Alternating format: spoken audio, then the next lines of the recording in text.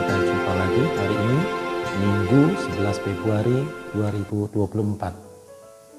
Renungan kita ambil dari Injil Markus, bab 1 ayat 40 sampai dengan ayat 45.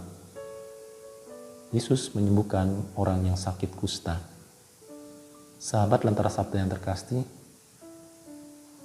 pada zaman Perjanjian Lama, bahkan juga pada zaman kita, beberapa waktu yang lalu, sakit kusta merupakan dianggap aib. Kusta merupakan penyakit yang menular. Tetapi tidak demikian pada zaman kita ini, sekarang ini maksud saya. Kusta bisa disembuhkan. Pada Perjanjian Lama, tentu orang yang sakit kusta, bahkan sampai zaman Yesus, adalah orang-orang yang dikutuk. Orang-orang yang sedang dihukum oleh Allah. Maka ketika mereka dihukum, mereka harus disingkirkan. Oleh karena itu orang kusta tidak boleh masuk dalam bait-bait Allah. Orang kusta juga tidak boleh berjumpa dengan orang sehat. Maka dikatakan mereka itu tinggal di pinggiran-pinggiran, ya, yang sepi, yang jauh, supaya satu tidak menularkan, yang kedua sebagai hukuman. Karena mereka sedang dikutuk oleh Allah. Sahabat Lentera Sabda yang terkasih, Yesus mengubah pola pikir. Ya, Yesus juga mentransformasi kebaikan Allah, kebaikannya itu pada diri manusia. Ya, cara mentransformasi kebaikan dalam dirinya itu, maka dengan cara menyembuhkan orang-orang sakit, terutama orang kusta. Yesus memberikan juga pencerahan bagi masyarakat di sekitarnya bahwa tidak ada sesuatu yang mustahil di hadapan Tuhan. Orang kusta pun bisa sembuh, ya. Namun dalam pemikiran umat Perjanjian Lama, kusta itu tidak bisa sembuh seumur hidup. Tapi Yesus menyembuhkan orang kusta. Luar biasa.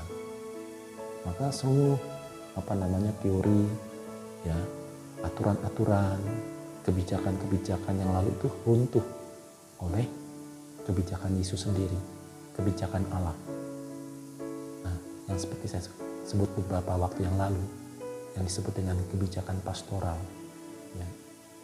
Kadang-kadang kita punya banyak aturan dan banyak polise-polise, tetapi ketika kita melakukan belas kasih, maka seakan-akan kita melanggar polisi itu, aturan itu.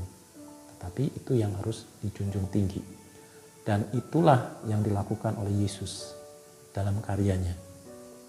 Maka sekali lagi, bahwa belas kasih itu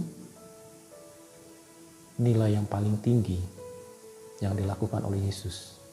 Maka pertanyaannya adalah, maukah kita ikut ambil bagian dalam belas kasih Tuhan? Kalau kita mau, maka kita harus mengosongkan diri. Kita harus membuka diri supaya Allah mengisi dengan rahmat-Nya yang berlimpah.